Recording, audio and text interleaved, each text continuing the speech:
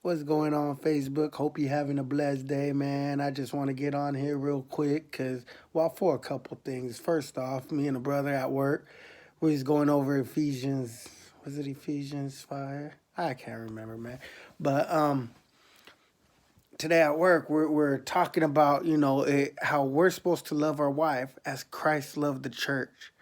And if we go through that, not once does it say, for our wives to love us back. And I'm about to drop some knowledge on, you couples, you married couple. You guys been married 40 years, man.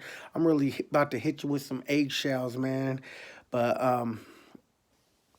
so it tells us to love our wife, but not once does it tell our wives to love us there. But it tells our wives to submit to us, to submit to your husband. You know, uh, men and women are built differently.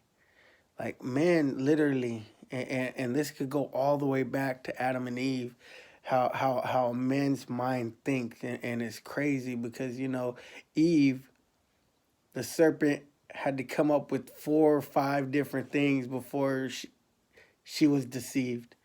But then she turned to Adam and said, "Here, eat this." And Adam was like, "Me, Tarzan." Arr. And that's how we're formed as men. It's like, oh, me man, me want this. You know, like sex, for instance.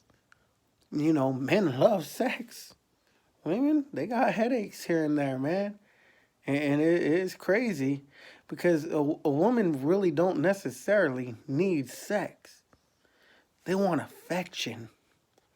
See, we think we get our 1 2 minute on real quick and we think we like King Tarzan of the jungle.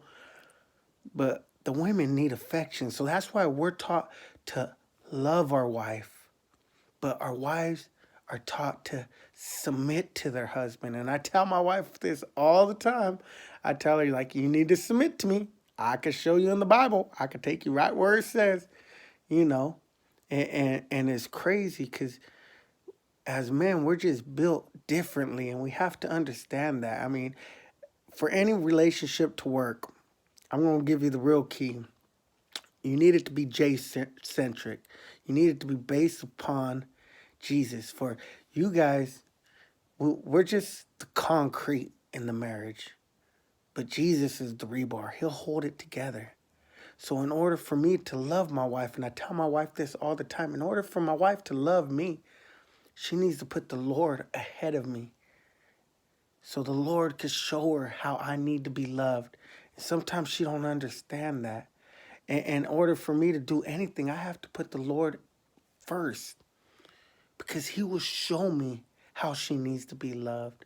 When I look at her, sometimes I look at flaws. I don't see what the Lord sees at times. And it's hard. So I got to ask for those eyes. I got to ask for Jesus' eyes so I could see my wife the way he sees her. This is all coming from Valentine's Day is why we was talking about it. But what a relationship is, it's just two imperfect people that learn to love each other perfectly.